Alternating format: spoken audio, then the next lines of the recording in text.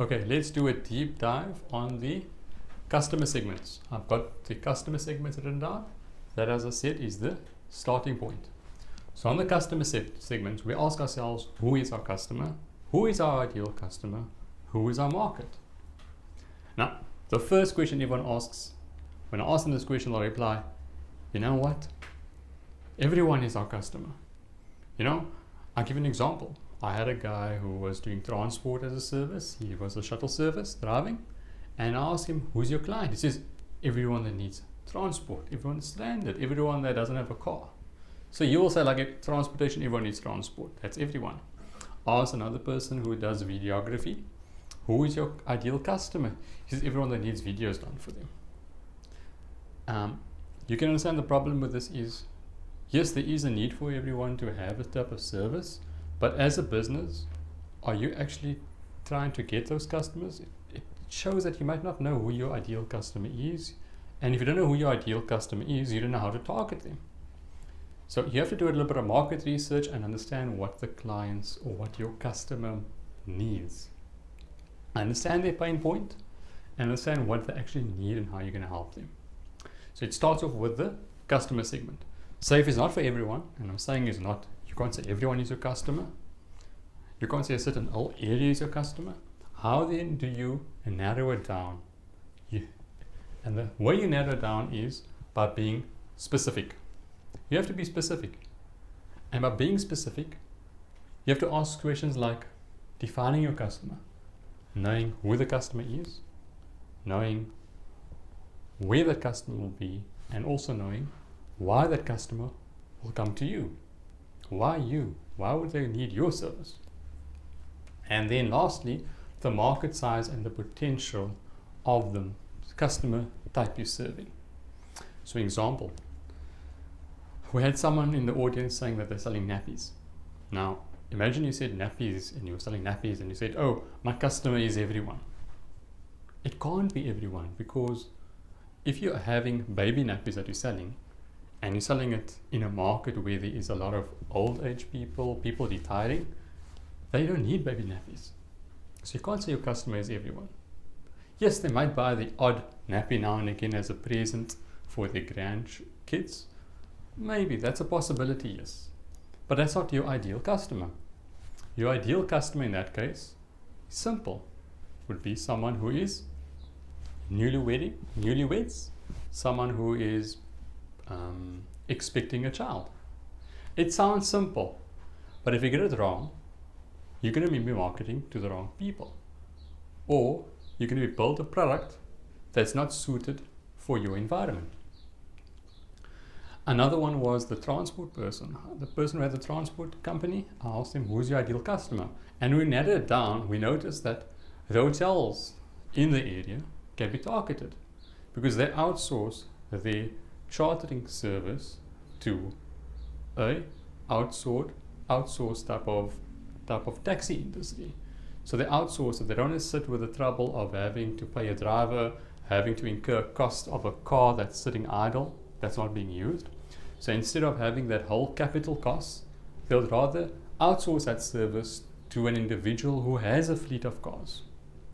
So we established in his business an ideal customer would be the hotels that is close by. And if that's his ideal customer, he knows how to pitch his product towards them, and he also knows what the market value of that is. So if he knows there's 5 hotels close to him that he can service with one vehicle, and he knows that the contract value for such a hotel would probably be in the region of maybe 10 or 20,000 Rand per hotel per month as a retainer, and he understands his costs, can you see how he simplifies the costing model and the revenue model and relate it to who the customer is? And with this approach, he's able to then also know how to target that customer. Another example would be the person who was in the audience at Bergville who was selling eggs. I asked, who's your customer? Now obviously she's not going to say everyone that's hungry, because that would be everyone. We all get hungry, and that's not being specific. So when I told her to be specific, she said supermarkets.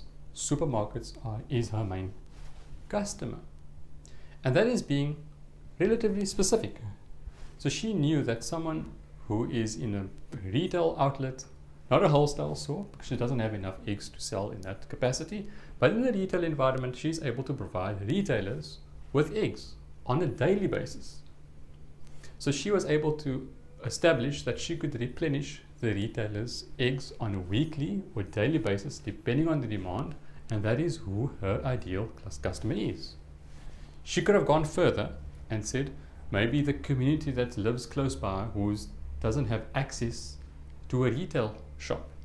So that will be her ideal customer. People that don't have transport, that are far from a retail outlet, she's able to deliver eggs to that client on perhaps a weekly basis. That will be her ideal customer. And by knowing her ideal customer, she'd been linking, which I'll speak later on, how her value proposition is linked to that customer. And that's where the second point comes in.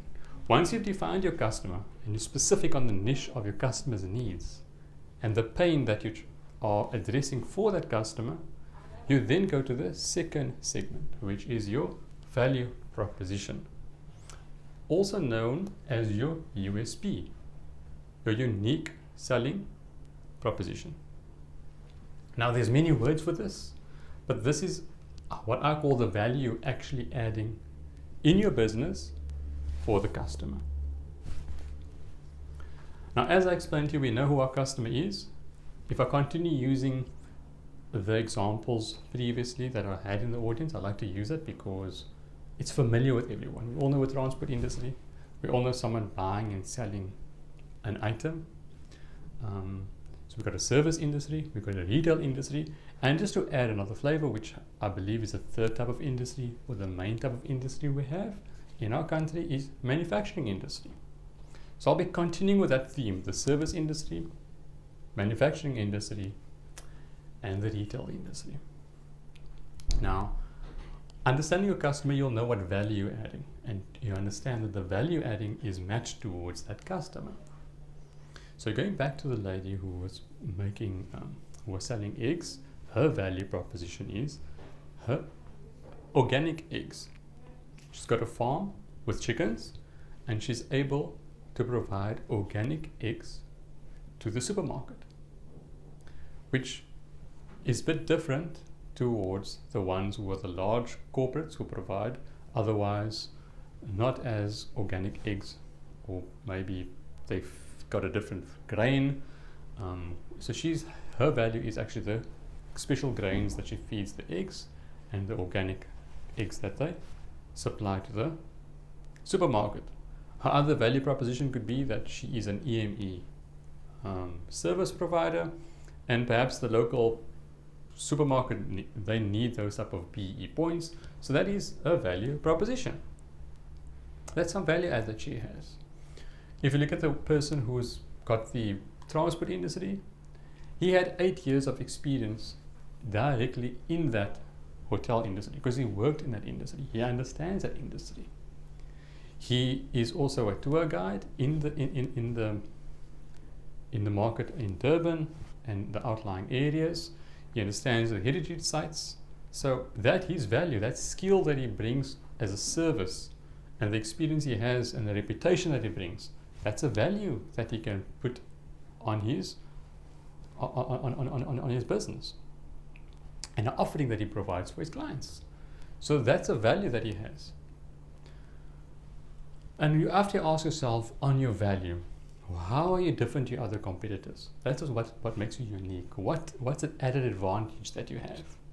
It could be a skill, as I explained earlier, or it could be a resource, or it could be a process that you go through. I'll give you another example which worked very well on Saturday. We had a lady that was manufacturing hats. And the hats she was manufacturing was in tune with the fashion and the requirements of a community. They were traditional hats made from organic materials which were comfortable and didn't avoided plastics which made, perhaps I'm not so familiar with hats, but didn't make them sweat as much. Now, think about it. That lady knows a customer, because she knows a customer wants something as of traditional wear to wear at celebrations, or at weddings, at special occasions. So she was aware of the market. She knows that there's no one supplying that demand in that market.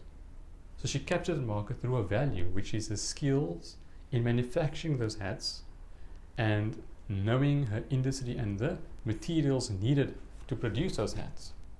And she was a designer, and she was able to design those hats. She kept up with the fashion requirements, and she took the niche of the fashion, which was the latest fashion, together with the traditional concepts of a culture. And in doing so, she built a unique product. Now that's her value that she brings. Now, using these three people, or these three businesses as an example, we'll go further into the other parts by understanding the customer segment, the value proposition, and we'll speak later about the channels and about the customer relationships that is required to have a successful business. So I hope you enjoy that segment. As we continue further, ask yourself, once again, dig deep. Who is your customer? Be specific who's your customer. And then after know your customer, then elaborate on the value you actually bring towards that customer. Either it's a skill you have, it's some type of technology that you have built, maybe it's a supply agreement that you have, maybe it's a product that you built which is unique to others. And with that value proposition, we'll move a step further through our business model canvas journey. I thank you.